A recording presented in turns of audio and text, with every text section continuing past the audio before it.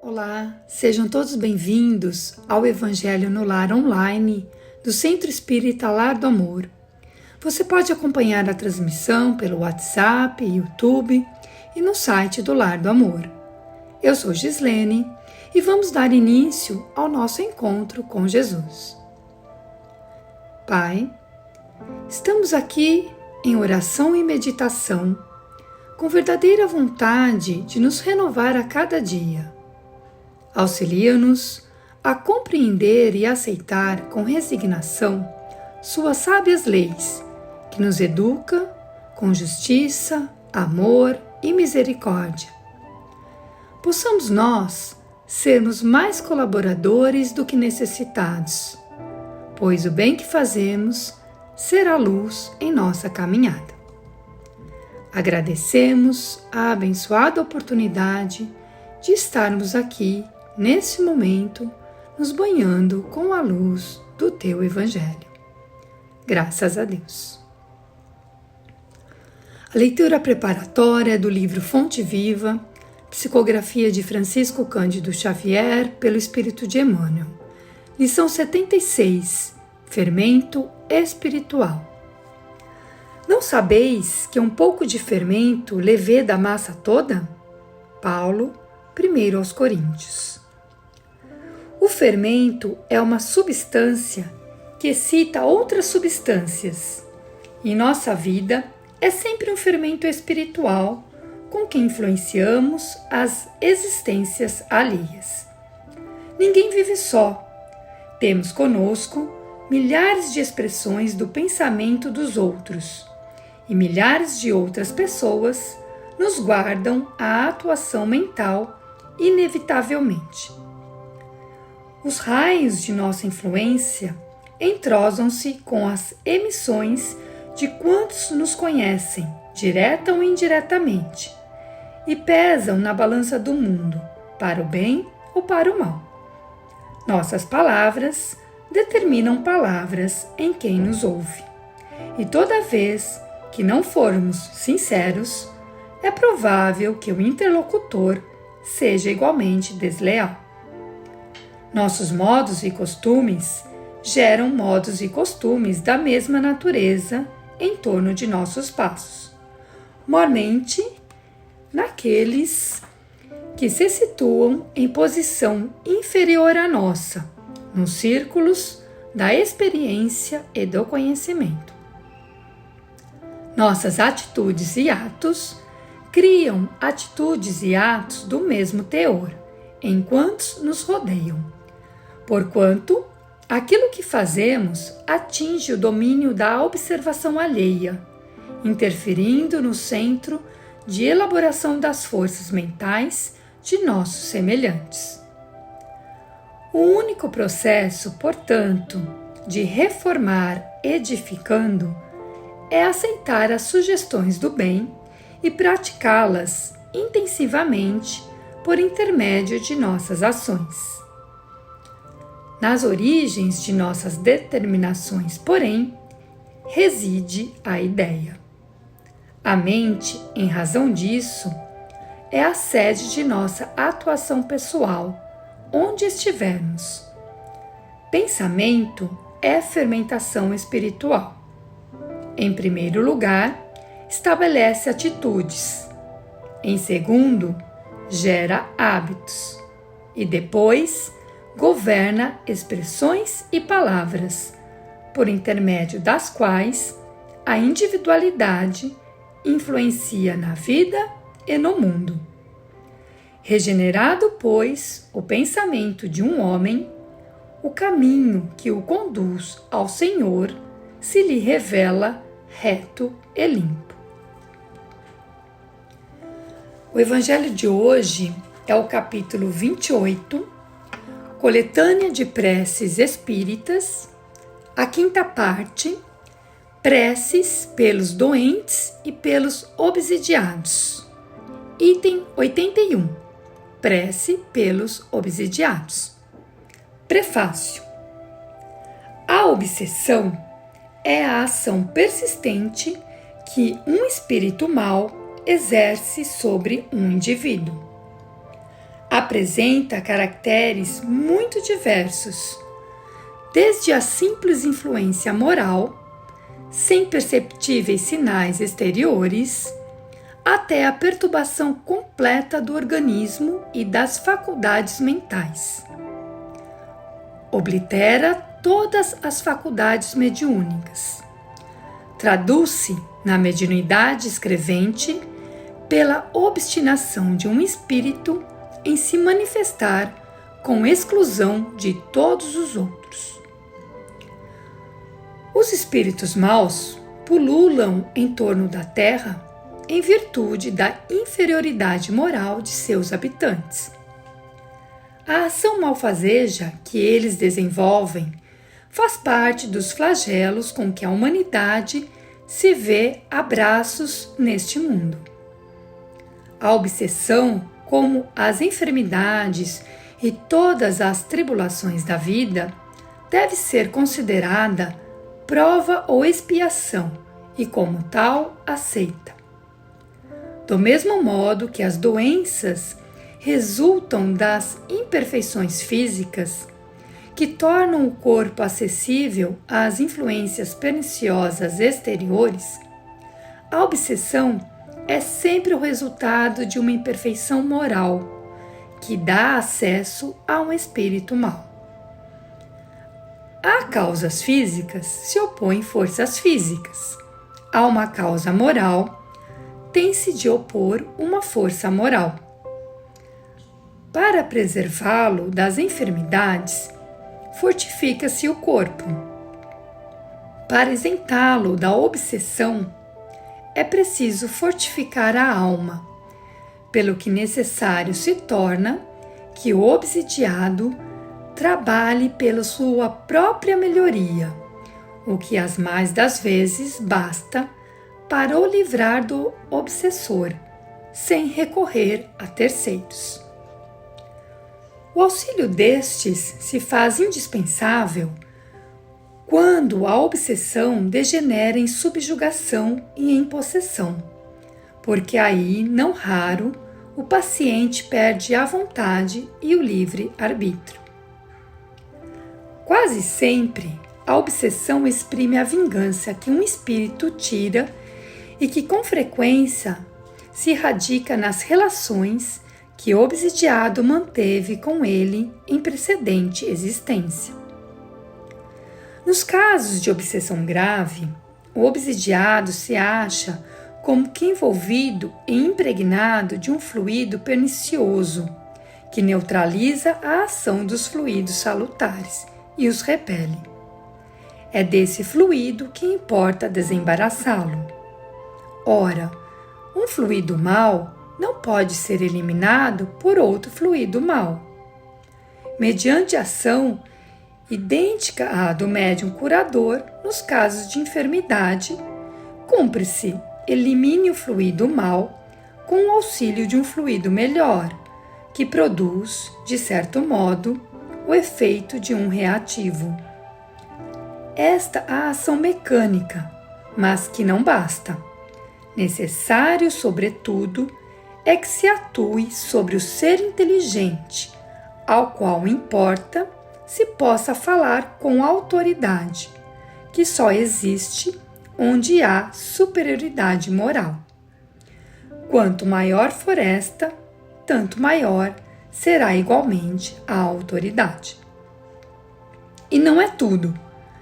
Para garantir-se a libertação, cumpre induzir o espírito perverso a renunciar aos seus maus desígnios, fazer que nele despontem o arrependimento e o desejo do bem, por meio de instruções habilmente ministradas, em evocações particulares, objetivando a sua educação moral.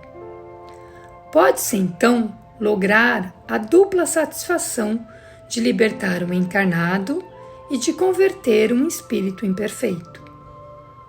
A tarefa se apresenta mais fácil quando o obsidiado, compreendendo a sua situação, presta o concurso da sua vontade e da sua prece.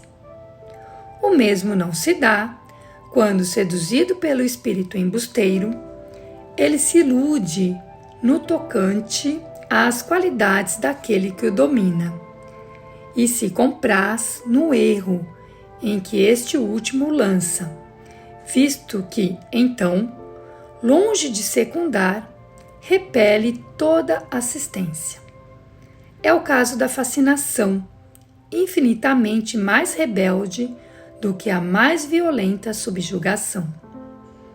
Em todos os casos de obsessão, a prece é o mais poderoso auxiliar de quem haja de atuar sobre o espírito obsessor. Kardec, nessa leitura do Evangelho, ele vem nos esclarecer sobre quem são os obsessores e obsidiados, como ocorre a obsessão, os graus de obsessão, que pode ser desde uma simples influência moral até uma subjugação, possessão e fascinação, que são os tipos mais graves. E fala do tratamento, principalmente do poderoso auxílio da prece. É comum ouvirmos uma pessoa que está sofrendo obsessão chegar na casa espírita pedindo para que o obsessor seja tirado, seja expulso, para que livre essa pessoa do obsessor. Mas é primordial entendermos quem é obsessor e obsidiado e como se formou esse vínculo. Então, nesse trecho do Evangelho, Kardec deixa bem claro como se faz isso. Ele diz assim: quase sempre a obsessão exprime a vingança que um espírito tira e que com frequência se radica nas relações que o obsidiado manteve com ele em precedente existência.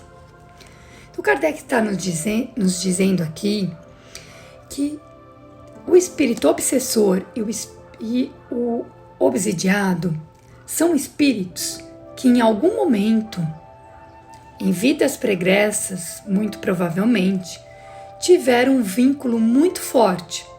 Esse vínculo pode ser um vínculo amoroso, um vínculo de amizade, um vínculo de sociedade, e que, em um determinado momento, houve uma ação em que um prejudicou o outro, como uma traição, um roubo, uma violência, um homicídio, criando sentimentos de ódio, raiva e vingança.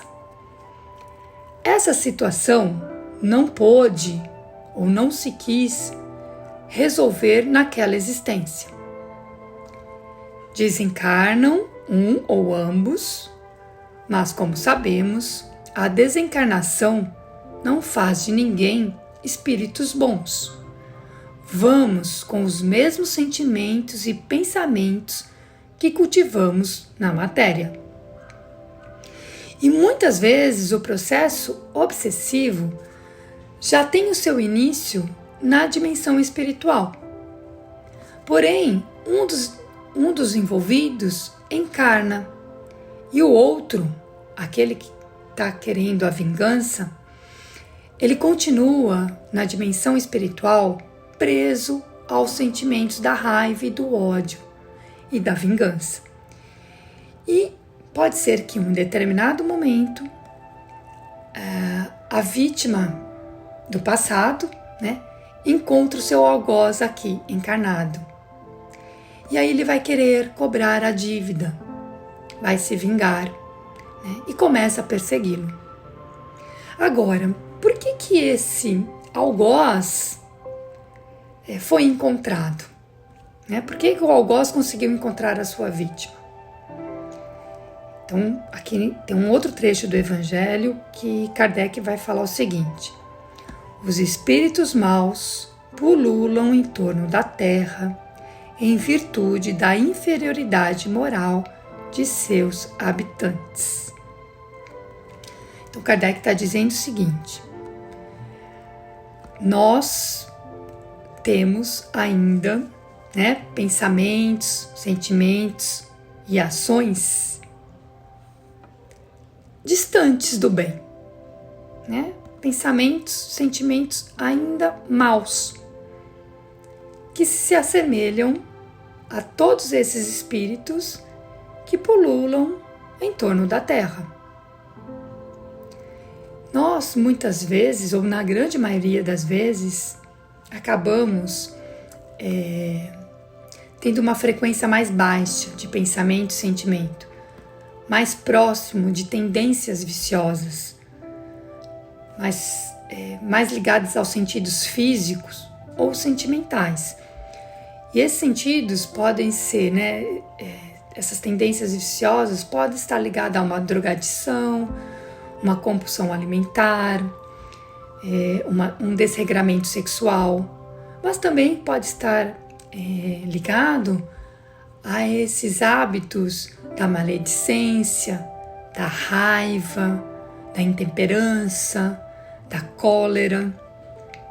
E isso faz com que vibremos numa frequência bem rasteira, nos assemelhando a ímãs que vai atraindo vibrações semelhantes. E com isso se instala um processo obsessivo. E esse processo ele pode ser, como Kardec disse, desde uma influência moral que não tem sinais exteriores, mas ela pode chegar a casos mais graves, como uma subjugação, uma possessão e uma fascinação. E quando a gente vai falar sobre tratamento para a desobsessão, necessariamente precisamos compreender que o tratamento é para ambos os doentes, tanto o obsessor quanto o obsidiado. Não há essa história de se livrar do obsessor. Ambos precisam ser acolhidos e esclarecidos. Ambos precisam compreender que o estado em que se encontram, antes de prejudicar o outro, prejudica a si mesmo. E que ambos precisam dessa renovação dos pensamentos e dos sentimentos para que possam sair desse ciclo vicioso do ódio e da vingança. É o que o Kardec vai falar aqui, essa renovação moral. E os recursos para que a gente consiga isso são vários. Kardec coloca a prece como um auxiliar fundamental. E aqui a prece é para ambos. No item, na sequência dessa leitura que a gente fez, nos itens de 82 a 84, Kardec dá sugestões de preces, tanto para o obsidiado quanto para o obsessor. É importante a gente compreender que ambos são vítimas e são algozes. A vítima do passado é o algoz de hoje, a vítima de hoje muito provavelmente foi o algoz do passado. Então a gente precisa ter esse entendimento para que atue nos dois seres, no obsidiado e no obsessor. Um outro recurso muito importante, eu diria essencial, é a frequência nas palestras públicas e o engajamento em estudos, porque é através destes esclarecimentos que nós teremos a base para a nossa renovação moral. Na leitura inicial do Fonte Viva, Emmanuel fala que o pensamento é fermentação espiritual. Então ele vai fermentar coisas boas ou coisas ruins. A gente precisa renovar no bem. Ele diz ainda que o pensamento, em primeiro lugar, estabelece atitudes, depois vai gerar hábitos e depois vai governar expressões e palavras por intermédio das quais nós influenciamos a vida e o mundo. E ainda coloca para nós: regenerado o pensamento de um homem, o caminho que o conduz ao Senhor lhe se revela reto e limpo. Então é através do estudo, das palestras, que vamos criar essa base de renovação de pensamento e sentimento. Lembrando aqui, os desencarnados participam das palestras públicas e dos estudos. Além desse recurso da prece, dos estudos e das palestras, nós temos o passe, temos a água fluidificada, temos a irradiação, temos a reunião mediúnica, onde o obsessor terá a oportunidade de ser ouvido, de ser acolhido e de ser esclarecido. E muitas vezes ele é conduzido, ele aceita esse convite para essa renovação. Temos também a leitura do Evangelho, um outro recurso muito importante. Mas a gente precisa entender e tomar consciência de que essa leitura ela precisa ser meditativa, reflexiva, trazendo os ensinos do Mestre para o nosso cotidiano da vida.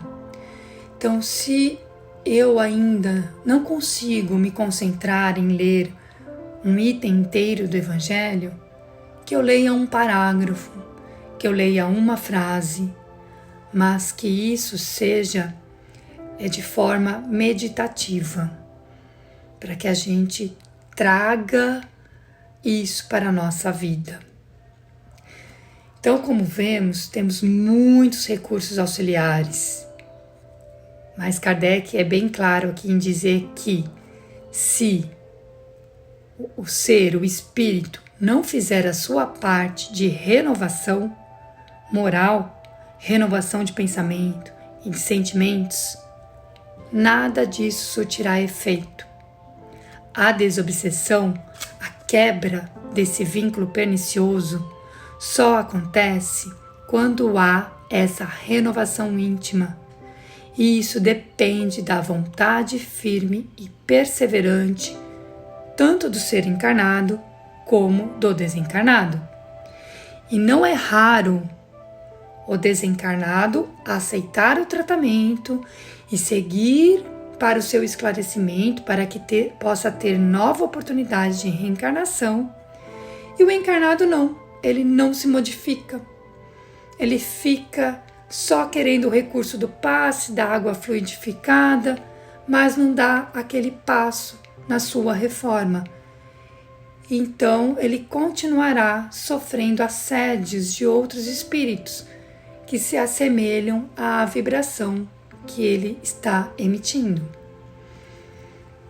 E aqui é bom a gente lembrar que Jesus, ele trouxe vários alertas e ensinamentos para que nós possamos nos proteger de processos obsessivos. Eu trouxe aqui 3 para a nossa reflexão.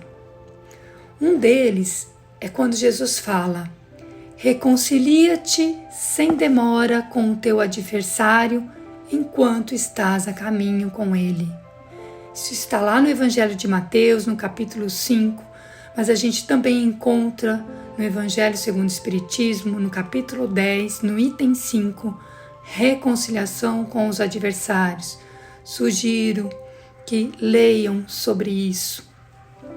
Um outro ensino de Jesus: vigiai e orai para que não entreis em tentação. Também no Evangelho de Mateus, no capítulo 26. Vigiar, guardar, velar e observar atentamente a si mesmo, pensamento, sentimento, ações e principalmente reações, porque elas dizem muito de quem somos. E orai, elevar os pensamentos a Deus, se conectar com Ele, com o nosso anjo guardião, ter essa conversa consciencial, lembrando que Deus está na nossa consciência. a importância da gente se conhecer, porque se não nos conhecermos, não teremos como fazer a nossa renovação. Então esse processo, ele precisa ser iniciado o quanto antes. E um ensinamento maior de Jesus, que é a base de toda a sua doutrina: amar os inimigos, perdoar infinitamente. São ações ainda muito difíceis para nós, por conta de nossos vícios originários do orgulho e do egoísmo. No entanto, necessitamos, pouco a pouco, ir ensaiando os primeiros passos, experimentando essa caminhada. Que possamos nos conscientizar de que Deus tem inúmeras maneiras de nos ajudar e que o auxílio sempre chega até nós, porém nem sempre aceitamos ou estamos permeáveis a receber esse socorro. Rogamos ao Pai que fortaleça em nós o ânimo e a vontade de nos renovarmos um pouquinho a cada dia. Que Jesus esparja sobre toda a humanidade terrestre, encarnados e desencarnados, sua luz e seu amor. Que assim seja, graças a Deus.